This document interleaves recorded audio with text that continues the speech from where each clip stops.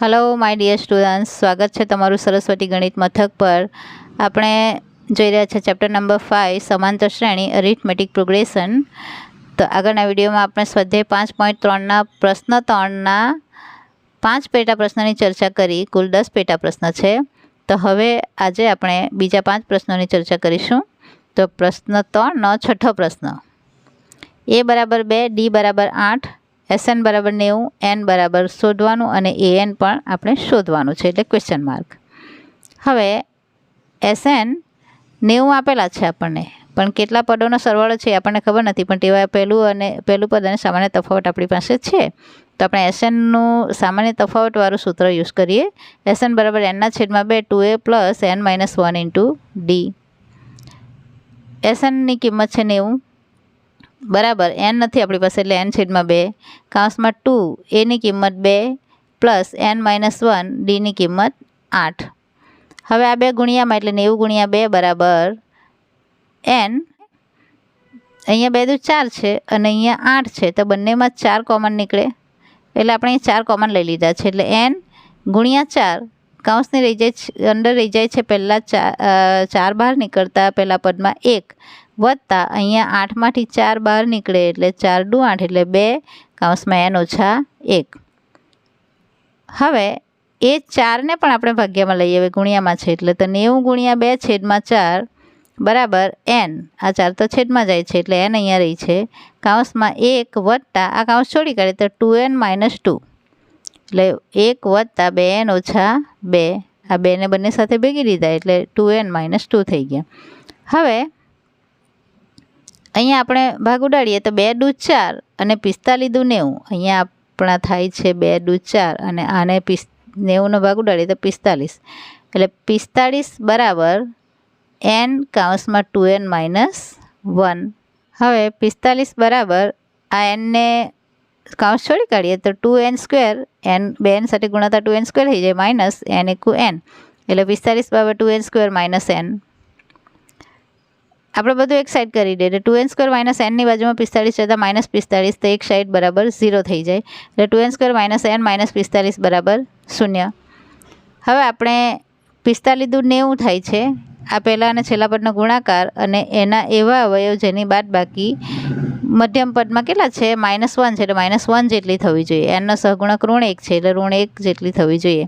તો 90ના કયા અવયવ કે જેની બાદબાકી, છેલ્લું પદ ઋણ છે એટલે બાદબાકી લેવાની, તો કયા અવયવ લઈએ કે જેની બાદબાકી 1 થાય? તો આપણે જાણીએ છીએ કે 10 × 9 = 90 અને 10માંથી 9 જાય તો 1, એટલે 2n² - 10n વત્તા 9n। અહીંયા બાદબાકી એટલે એક ઋણ અને એક ધન રાખવાનું, આપણને ઋણ 1 જવાબ જોઈએ છે, મોટી સંખ્યા આપણે ઋણ રાખીશું જેથી કરીને આપણને મધ્યમ પદમાં ઋણ 1 જે જોઈએ છે તે આપણને જવાબ તરીકે મળે। તો ઋણ 10n વત્તા 9n ઓછા 45 બરાબર 0, આ 45 તો માઇનસ રાખવાના જ। પહેલાં બે પદમાંથી 2n કોમન નીકળે એટલે 2n બહાર કાઢતા અંદર રહી જાય, પહેલાં પદમાં રહી જાય n અને માઇનસ બીજા પદમાં 2 × 5 = 10 એટલે 5 રહી જાય, n તો 12 છે, વત્તા 9n ઓછા 45માં 9 બહાર નીકળે જેથી કરીને અંદર રહી જાય છે n ઓછા 9 × 5 = 45 એટલે 5 બરાબર 0। n ઓછા 5 એક કૌંસમાં અને બીજા કૌંસમાં કૌંસની બહાર છે જે છે 2n વત્તા 9, તો 2n વત્તા 9 એક કૌંસમાં, n ઓછા 5 બીજા કૌંસમાં બરાબર 0। 2n + 9 બરાબર 0, આના બરાબર 0 અથવા આના બરાબર 0, એટલે n ઓછા 5 બરાબર 0। અહીંયા 2n બરાબર 9 શૂન્યની બાજુમાં જ્યારે -9 થાય અને 2 ગુણ્યામાં છે તે ભાગ્યમાં જાય, એટલે n બરાબર -9/2 મળે આપણને, અને અહીંયા n બરાબર મળે 5, કેમ કે 5 શૂન્યની બાજુમાં તો -5 થાય। હવે -9/2 તો શક્ય નથી, કેમ? n હંમેશા, n એ શું છે આપણો? તો શ્રેણીના પદોનો ક્રમાંક છે। હવે ક્રમાંક હંમેશા ધન પૂર્ણાંક જ હોય, કંઈ માઇનસ ત્રીજું પદ માઇનસ ચોથું પદ એવું ન હોય। આપણી પાસે જેટલી પણ શ્રેણી હોય તો 5મું પદ 10મું પદ 15મું પદ 20મું પદ કે ત્રીજું પદ ચોથું પદ એ રીતે હોય, એટલે n હંમેશા ધન પૂર્ણાંક હોવો જોઈએ। અહીંયા -9/2 છે એ શક્ય નથી, માટે n બરાબર કેટલા લેવાના? 5, એટલે આપણે એક કિંમત મળી ગઈ આપણને n બરાબર, એટલે આપણી એક કિંમત મળી ગઈ આપણને n બરાબર 5। હવે બીજું શોધવાનું છે an, એટલે કે A5 શોધવાનો છે, તો an નું સૂત્ર મૂકી દઈએ, a = a + n - 1 × d। A5 બરાબર એની કિંમત છે 2 વત્તા n ઓછા 1 એટલે 5 ઓછા 1 અને ડીની કિંમત છે 8 બરાબર 2 વત્તા 5માંથી 1 એટલે 4 ગુણ્યા 8 બરાબર 2 વત્તા 8 ચોક 32 32 ને 2 34 એટલે A5 મળે છે આપણને કેટલા 34 માટે an બરાબર A5 બરાબર 34 એટલે આપણે છેવટે જવાબ લખી દેવાનો આમ n બરાબર 5 an બરાબર 34 7મો પ્રશ્ન a બરાબર 8 an બરાબર 62 sn બરાબર 210 n બરાબર શોધવાનો છે એટલે ક્વેશ્ચન માર્ક અને ડી શોધવાનો છે ક્વેશ્ચન માર્ક હવે આપણે n અને ડી શોધવાના છે આપી દીધેલું છે a an અને sn an એટલે l આપણો છેલ્લું પદ તો sn નું સૂત્ર યુઝ કરી sn બરાબર n ના છેદમાં 2 a પ્લસ l sn છે 210 બરાબર n આપણે શોધવાનો છે એટલે n ના છેદમાં 2 પહેલું પદ છે 8 અને an એટલે કે nમું પદ છે 62 એટલે l હવે આ બેને ગુણ્યામાં લઈ જાય એટલે 210 ગુણ્યા 2 બરાબર n કૌંસમાં 62 ને 8 70 આ 70 પણ ભાગ્યમાં આવી જાય એટલે અહીંયા આપણો n રહી જાય તો 210 ગુણ્યા 2 છેદમાં 70 બરાબર n અહીંયા શૂન્ય શૂન્ય ઉડી જાય એટલે 21 ના છેદમાં 7 તો 7 તાલી 21 એટલે અહીંયા 3 ગુણ્યા 2 3 દુ 6 બરાબર n માટે n બરાબર મળે છે આપણને 6 હવે આપણે જોઈએ છે an તો આપણી પાસે છે આપણે શોધવાનો છે ડી તો an ના સૂત્રમાં આપણે બધી કિંમત મૂકીશું તો આપણે ડી મળશે એટલે an બરાબર a plus n minus 1 into D a6 કેમ કે n 6 છે આપણા તો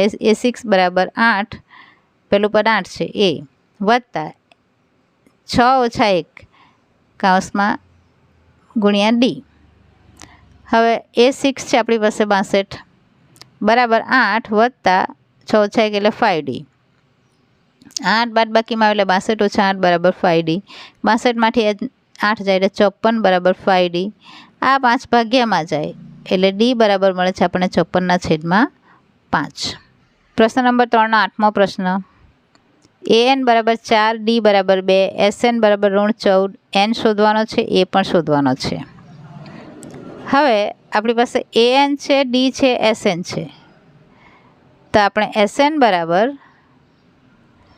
n ના છેદમાં 2 2a plus n minus 1 into D અહીંયા આપણે આ ફોર્મ્યુલા કરતાં આપણે sn બરાબર n ના છેદમાં 2 a પ્લસ an સૂત્ર યુઝ કરીએ પણ આપણે a શોધવાનો છે તો એ માટે આપણે પહેલાં an નું સૂત્ર વાપરીએ an બરાબર a plus n minus 1 into D an 4 બરાબર a પ્લસ n શોધવાનો છે એટલે n માઇનસ 1 ને ડીની કિંમત છે 2 4 બરાબર a વત્તા 2 અહીંયા કાઉન્સ છોડી કાઢીએ તો 2n માઇનસ 2 હવે આ ઋણ 2 છે એટલે 4ની બાજુમાં આવતા ધન 2 એટલે 4 વત્તા 2 અને 2n પણ આ બાજુ આવતા માઇનસ 2n બરાબર એક સાઈડ રહી જાય છે a હવે 4 ને 2 6 ઓછા 2n બરાબર a અને આપણે પરિણામ નંબર 1 આપી દઈએ હવે આપણે sn બરાબર n ના છેદમાં 2 a પ્લસ an એટલે કે l sn છે આપણી પાસે -14 એટલે -14 બરાબર n ના છેદમાં 2 એની કિંમત આપણે મૂકીએ 6 ઓછા 2n તો અહીંયા એની જગ્યાએ લખીએ 6 ઓછા 2n કેમ કે અહીં પાસે આપણી પાસે એ તો આપણે શોધવાનો છે પણ આપણે nના ફોર્મમાં એ જે શોધેલો છે તે અહીંયા લખી દઈએ એટલે કારણ બતાવીએ પરિણામ 1 મુજબ 6 ઓછા 2n વત્તા 4 અહીંયા 6 ને 4 10 10 ઓછા 2n આ 2 ને 14ની બાજુમાં ગુણ્યામાં લઈ જઈએ એટલે -14 ગુણ્યા 2 આ 2 અહીંયા આવી ગયા બરાબર n કૌંસમાં 6 ને 4 10 ઓછા 2n હવે આ 10 ઓછા 2n માં 2 કોમન છે તો 2 કોમન લઈ લઈએ તો 2n કૌંસમાં અહીંયા રહી જાય 2 5 10 એટલે 5 ઓછા 2 બહાર આવતા અહીંયા રહી જાય માત્ર n હવે આ 2 બંને તરફ છે એટલે ઉડી જાય કેમ કે 2 ભાગ્યામાં આવતા છેવટે ઉડી જાય તો -14 બરાબર 5n માઇનસ n સ્ક્વેર -14 બરાબર 5n માઇનસ n સ્ક્વેર બધું એક સાઈડ કરી દઈએ તો આ n સ્ક્વેર માઇનસ છે એટલે એને આ બાજુ લાવતા પ્લસ થઈ જાય n સ્ક્વેર 5n માઇનસ થઈ જાય અને 14 તો ઋણ અહીંયા છે જ આ સાઈડે બરાબર 0 બીજી બાજુ હવે 14 એવા હોય, અહીંયા આપણું છે દ્વિઘાત સમીકરણ આપણને મળી ગયું. દ્વિઘાત સમીકરણનો ઉકેલ આપણને અવયવીકરણની રીતે આવડે છે. તો 14 એવા હોય જેની બાદબાકી 5 જેટલી. ક્યારેક જો આપણે લોપ કરવાનો હોય તો દ્વિચલ સુરેખ સમીકરણની જરૂર પડે, અને આ રીતે એની કિંમત મેળવવા દ્વિઘાત સમીકરણ મળે ત્યારે તે રીતે ઉકેલમાં લેવાની જરૂર પડે. તો 14 એવા હોય જેની બાદબાકી 5, તો કયા અવયવ? 7 દુ 14 અને 7માંથી 2 જાય તો 5. અહીંયા આપણે 5 ઋણ જોઈએ છે એટલે 7ને ઋણ રાખીએ અને 2ને ધન રાખીએ, ને બાદબાકી માટે 1 ઋણ અને 1 ધન જ જોઈએ હંમેશા. એટલે n² - 7n + 2n - 14 = 0.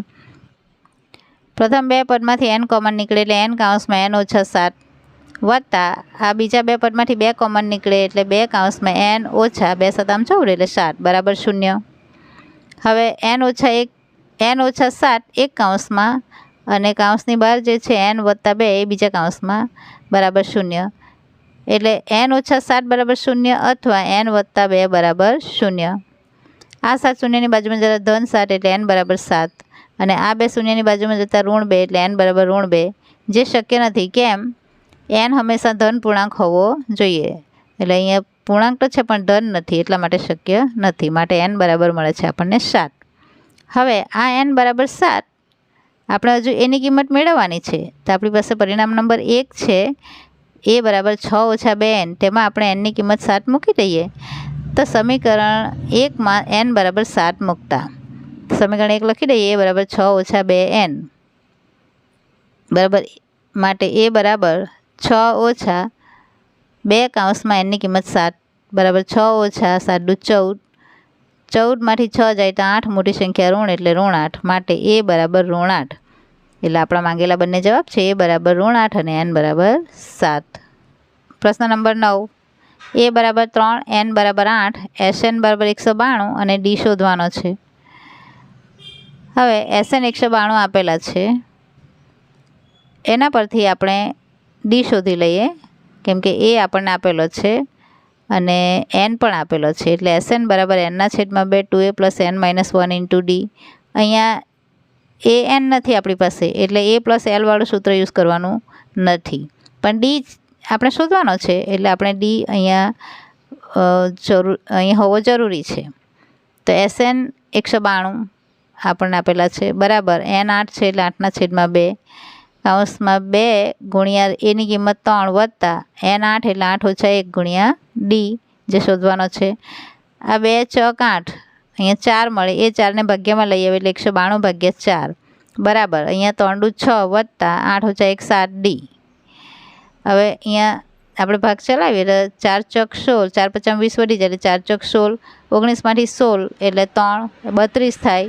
તો 4 × 8 = 32 એટલે 48 મળે છે બરાબર 6 + 7d. આ 6ને બાદબાકીમાં લઈ આવીએ એટલે 48 - 6 = 7d. 48માંથી 6 જાય તો 42 બરાબર 7d. આ 7 ભાગ્યામાં આવે 42/7 એટલે d = 42/7. 7 × 6 = 42 એટલે d બરાબર મળે છે 6. આ આપણો છે 9મો દાખલો. એ જ રીતે પ્રશ્ન 3નો છેલ્લો 10મો દાખલો. l = 28, s = 144, n = 9 અને a આપણે શોધવાનો છે. એક જ વસ્તુ માંગેલી હોય તો એક જ સૂત્રમાં આપણો સમ પૂરો થઈ જાય. હવે આપણી પાસે s છે 144 અને n 9 છે, એટલે 9 પદોનો સરવાળો 144 છે. તો Sn = n/2 a + l. કેમ આપણે આ સૂત્ર યુઝ કર્યું? l આપણને આપી દીધો છે 28 એટલા માટે, અને s પણ આપેલો છે. તો S9, n પણ આપેલો છે. S9 = 9/2 a + 28. એ આપણે ખાલી શોધવાનો છે. તો l 28 મૂકીએ. હવે S9 છે 144 એટલે 144 બરાબર 9/2 a + 28. 9/2 2 ગુણ્યામાં આવી જાય, 9 ભાગ્યામાં આવી જાય એટલે 144 × 2/9 બરાબર a + 28. અહીંયા 16 9 144 એટલે આપણે અહીંયા ભાગ ચલાવીએ 16, તો 16 ગુણ્યા 2 રહી જાય ઉપર એટલે 16 દુ 32 બરાબર a + 28. એ 28 32ની બાજુમાં આવતા -28 એટલે 32 - 28 બરાબર a. 32માંથી 28 જાય તો રહી 4 એટલે a = 4 મળે. એટલે માટે a = 4 જે આપણો માંગેલો જવાબ છે. તો આ છે આપણા સ્વાધ્યાય 5.3ના 5 થી 10 પ્રશ્નોના સોલ્યુશન પ્રશ્ન 3ના. હવે આગળના વિડીયોમાં આપણે ચોથા પ્રશ્નથી આગળ ચર્ચા કરીશું. ત્યાં સુધી આવજો વિદ્યાર્થી મિત્રો. જય માં સરસ્વતી. Thanks for watching.